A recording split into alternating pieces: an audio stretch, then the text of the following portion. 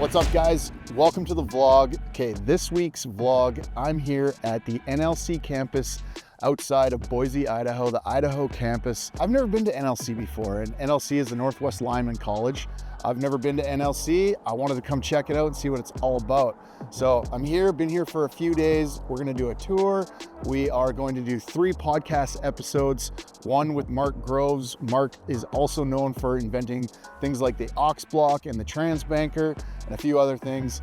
Bill Bosch is a legend in the industry as well. He's most known probably for creating Lineman Appreciation Day, making that a legal, recognized day for linemen.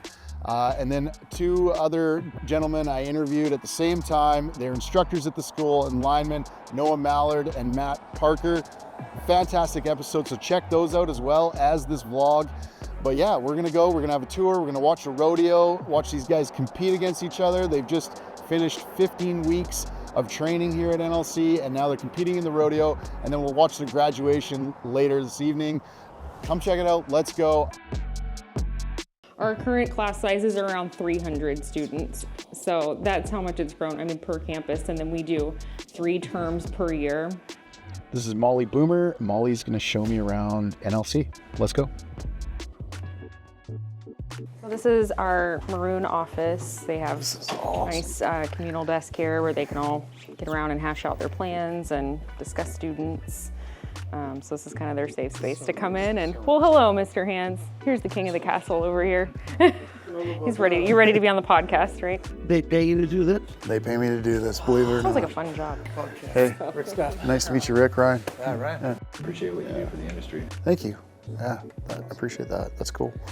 That's what it's about. It's just to help these guys find it. It's hard to find out information. You know this, right? Like somebody finds the line trade for the very first time. It's like they want to now find information about it. It's hard to figure out what all these things mean, right? Like, what is working for a co-op? Like, what's union? What's non-union? Like, they don't even know any of that stuff, right? And it's just help them filter through all that the best you can. Now that the podcast has grown, I get asked to do these little speaking engagements from time to time.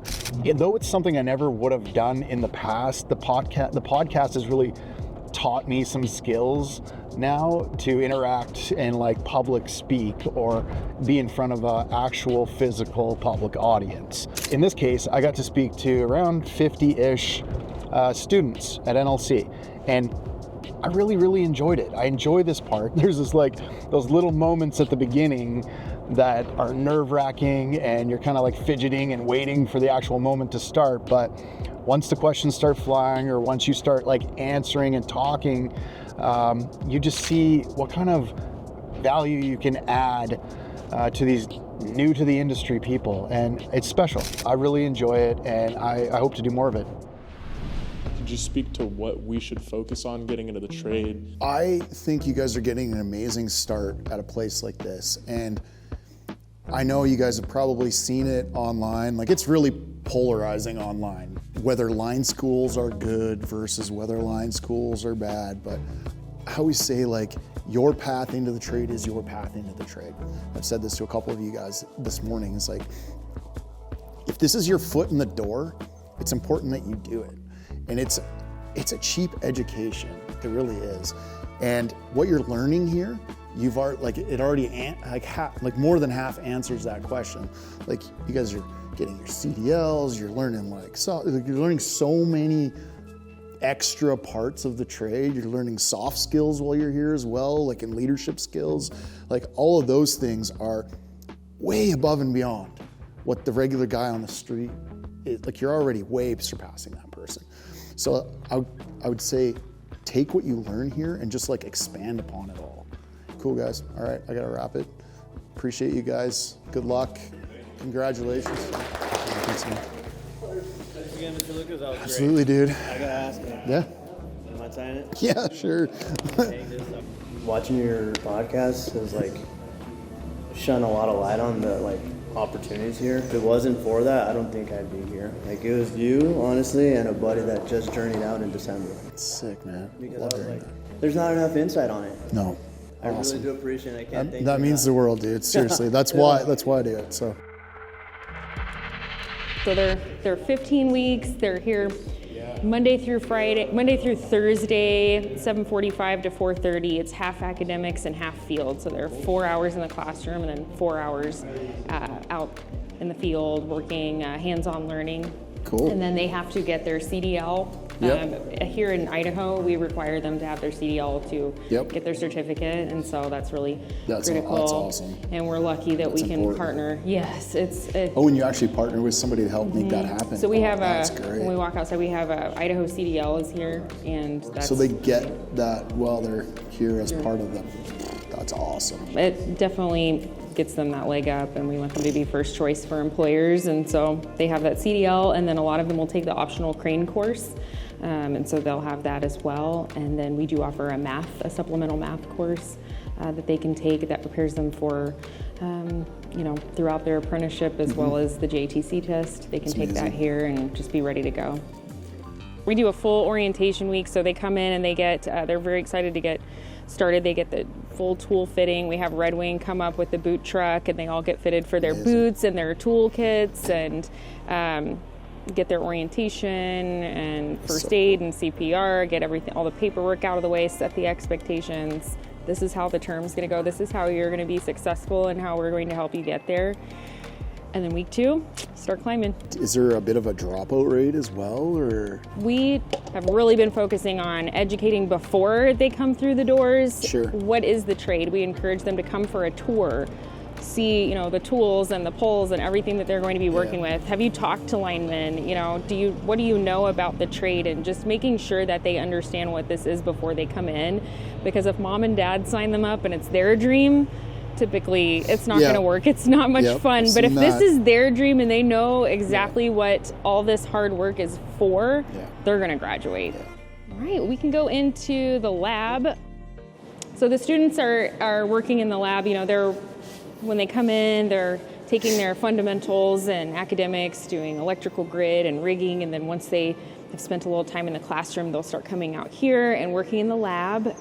We split them into 2 teams, so you'll see Team Edison and Team Tesla with the gold and orange shirts. That's how we educate that many at once. So we divide them up, and then they're also in crews, and so they'll work with their crews on each of these transbanker stations to just endless opportunities for learning in this energized environment on our campus, and just really where the connections happen and they start to understand what they've learned in the classroom, be able to apply it. Practically apply it. Something they can actually put their hands on. It's great. Very exciting for them, and we're fortunate to have this technology for them too. Oh man, this is so good. What a cool little it looks like buildings too. Looks like a street. Yeah, that's neat. We can walk out into the yard and I can talk to you a little bit about that. Sure. One of the reasons we love to have students come and tour is so they can see the tower. They do that tower climb. Yeah. And that competency, they have to go up one side through where the American flag is and down the other twice. The tool ID board is one of the projects that it was a student project at one point, and then we just built it out so they can use this to identify different tools. This is a really great idea.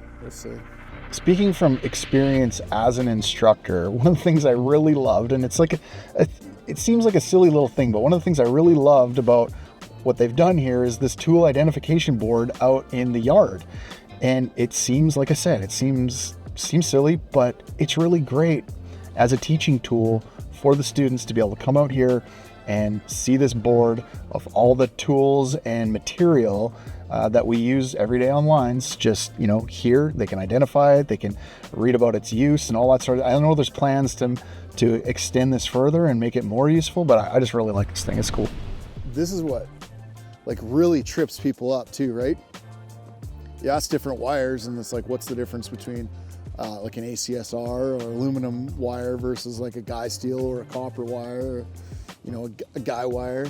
They're all look similar, so you'll say go grab some number 2 ACSR, and they grab you some guy steel, and no, that's steel. Also, while we were on the tour, I got to interview a few of the students. I just wanted to ask them from their point of view and their perspective on their thoughts on line school, NLC, kind of who they are, where they came from, and why they chose this trade. Girls, there's no girls in the trade. And I was like, what? What do you mean there's no girls in the trade? Why not? There definitely is. Yeah, and so I'm like, oh, what? That doesn't make sense. So I go out and I start looking for articles about girl linemen. Don't really find much. And then I come across your podcast. And you start talking about what journeymen do. I think that was episode 109. Okay. Yeah, Sweet. talk about being a journeyman, what it is to be in the trade. I'm like, oh man, that's cool. That's badass. I want to do it. How'd you find out about the trade? It was actually really interesting. I was back in Kentucky. I was wanting to go into welding, and I was looking at a welding school out there. Just wasn't sure if it felt right. I had gone to college and for a semester, and I had left college because I knew that I needed to go into the blue collar trades. And so I had heard about a lineman before, and I just like that little ringing in my ear. I wanted to figure out kind of what it was about. So I started looking it up. I actually found the podcast. No and yeah, that was like one of the first things. Like it was the easiest way to learn about the trade. Yeah. So I grew up watching aerial linemen erect transmission lines down through the San Gabriel Mountains. They're actually, the right of way is through my elementary. No way. Yeah, so I grew up watching helicopter work. What we learned in the classrooms comes to fruition when we're sitting on a pole out here, and oh no shit, that's why we learned this out in the class. Having that oh shit moment, learning it is nice to be able to take something like from a classroom and take it outside and apply absolutely. it with a hands-on practical method, right? Yeah, I'm not a classroom guy by any means. None of us are. Yeah, I'm not a proper college trainer using that trade school just because I'm not a classroom person. But it does make it a lot of fun being able to learn it in the classroom and come out here and practice it. So it's and the physical aspect of it all. It's always a competition out here, a good competition every day with your brothers. So it's Love it, hate it, cancel me for it, whatever. My take on line schools, and I know this is a polarizing topic out there, so whatever. It's my take on line schools. Line schools are an important thing. I always tell people, your into the industry is your into the industry. Why does it matter? Like, there's so many different ways to do it. Yes, you could go sign the books at a union hall and get a ground position, and they teach you, and you don't have to pay the money, but it's a pay now or pay later scenario. If you go to one of these things, it can be an amazing Kickstarter to your career. You're learning things and experiencing things that are real world, as real world as it can get before you actually get out there. There is nothing that is not valuable about this experience. And I don't care what you say about it. It's valuable. Maybe some people don't get that out of it, but it's you get what you put into it, right? So I think it can be a valuable experience. Does it cost money? Yes. But like I said, it's a pay now or pay later. You're paying for it later in some way, shape, or form when you get out there, and you're expecting that your line crew, when you get out there, is just going to teach you everything you need to know. That doesn't always happen. And then you end up in scenarios where you're humiliated and you don't know what you're doing, or potentially put in an unsafe situation because you don't know anything about it. The line schools really prep you for that. So my short and dirty on line schools is they can be a good thing. And if they are your way into the industry, they're your way into the industry. So don't listen to the noise out there because it's a polarizing topic, whatever. Don't listen to the noise. If you're thinking about it and it's something that you think you could get some value out of doing, go for it. Just go for it. Don't listen to the noise. That's my take on it. Take it or leave it. Yeah, we're super fortunate to have this Amazing space. piece of property, and I know we're expanding as well, so It's huge too. it is. I've heard a ton about the Transbanker. I've never actually seen one in person, so I'm excited to get out here with Mark and talk about it. Mark is actually integral in the invention and building out of this amazing learning tool that is the Transbanker. So let's go have a look. We talked about inventions on the podcast. Obviously the aux block is a big invention of yours. Yeah. Some other things that you've had involvement with is this masterpiece. Yeah. What is this? What's it all about? The Transbanker. So what we really wanted to do is, all the iterations, you probably remember seeing those coffee can transformers that we used to put together, at least I had in some outlying area, for training, transformer training. Aaron and I came together, and Aaron's like, dude, we got to step it up on our transformers. We need to make it as processors, right? So you heard of processors? No. Well, Prosser came up with Prosser's theorem, and one of it was really to the best training looks like the industry, right? Yeah. As much as possible. So how can we do that? And so there's a lot of give and take when it comes to that. One is we wanted transformers, real transformers, because part of that is craftsmanship too when you make them up, and there's a whole lot that goes into it. You work at one utility and their standard is the wire's got to come in from the top on the secondaries. It can't be too high, it only comes in from the bottom. You use Utilco blocks in some places, in other ones you don't use Utilco blocks, so you can only use copper, you can use aluminum at different places, so all the variations, but at the end of the day, craftsmanship comes into it. So we said, okay, transformers, real size transformers, or at least manageable that you and I can pick up. Then it had to be on a pole, right? We wanted a real pole to be up there. Cutouts too, and we went through variations of cutouts. We'd buy a real cutout and cut it down small, like it looked like a little 4 kV epoxylator. Yeah. Never seen one. We made one, and it was super expensive. We're like, let's just go with a regular cutout. But then when you get into transformers, you know, we want to be able to build some of the simple banks for sure, simple learning, but the complex banks is probably the biggest thing. So any employer, any lineman that gets out there and goes, you know, I came up with this and I don't know what's going on with it. Well, number one is you look at the nameplate, right? Go back to the nameplate. And then let's recreate it. To date, I really haven't found anything we can't build on the Transbanker. Wow. And we talk about doing reps, right? And Yeah. that's what I like about something like this too, is like, instead of getting out in that scenario in the middle of the night, in the storm, you're trying to get a bank put together and you lost one transformer and you're trying to piece something together. It's like, I've done this a few times before. I know this will work. Yeah. Let's do this. Let's wire it this way. Let's get it back up, or whatever the scenario is. Like a proper training environment, real world training environment is always hands down the best option. This is pretty cool about this. Yeah. It's like you get to practice this stuff. You get to put in the reps and build it so that you can build it in the field. One thing that's really important probably to recognize is we were developing this and other products at NLC before we were acquired by Quanta. And I think that was one of the things that Quanta was like, hey, we're extremely innovative. NLC's innovative in the training industry. And probably one of the things that I really like about Duke when I heard that initiative is like safety and training needs to be at the top of our industry. If we're going to be the best at our game, we need to invest in that, right? And let's do it with innovation. And so that investment into the trade and the donations he gave to all the JTCs, just off the charts. I mean, that's investing in the industry as a whole. One of the cool things about doing this podcast and traveling around is the travel portion. Like, line work has always kind of been like that. If you wanted to travel, you could travel. So something really cool is to experience new places. For me, I love that. And I got to experience Boise. Boise's really dope. Like, it's got this great little downtown vibe. It's got great art, like street art going for itself. Yeah, just really rad place. Love to experience new places. And that's one of the benefits of the line trade as well. It's graduation morning, and these young men and women are graduating from this course, and what's really neat is all of their family and friends get to be here for this. And I've been involved with a few of these types of graduations, never at this scale before. Like, this is a lot of people, and it is so cool to see the support from their family members, their friends and family, their support. And it's just neat being in the crowd. Like, I haven't been in the crowd before. It's really cool being in the crowd. You get that real feel of love and admiration for what these what these students have done and accomplished. And it's a special feeling, man. You've got the instructors even singing the national anthem.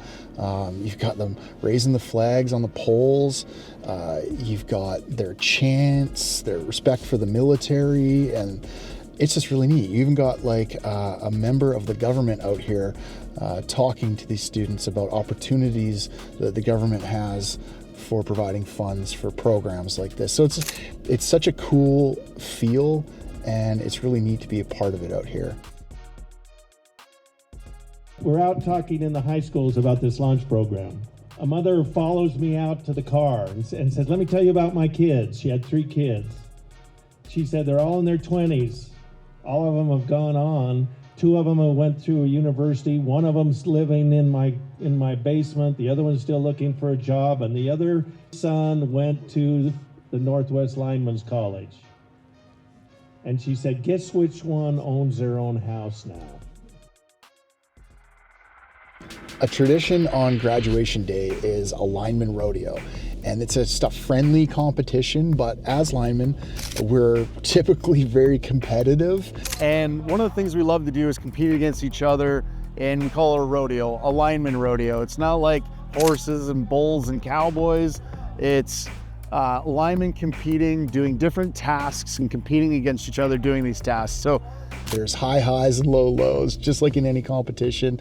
There's guys winning and guys losing, and in the end, what's really neat is they all come together and we're all friends in the end. We're all a crew in the end.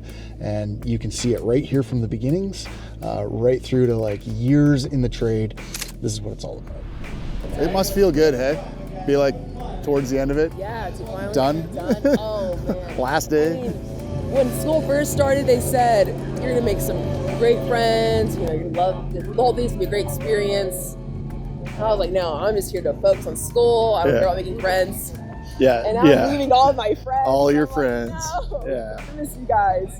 It's cool that there's so many of you though, and you can go out into the world and you'll see each other. Yeah, That's the cool thing about line work though, is like, I try to tell my kids this all the time too, is like, you make these tight friends and you'll spend 6 months with them on a project and they're your best buddies, and then you go away and you depart. You won't see each other for like 6 years. And then randomly end up at a local union hall somewhere and on the same job or on the same project. You're like, no shit, you're here. I'm excited Like, for that. yeah, it's so good. It looks Yeah. so different.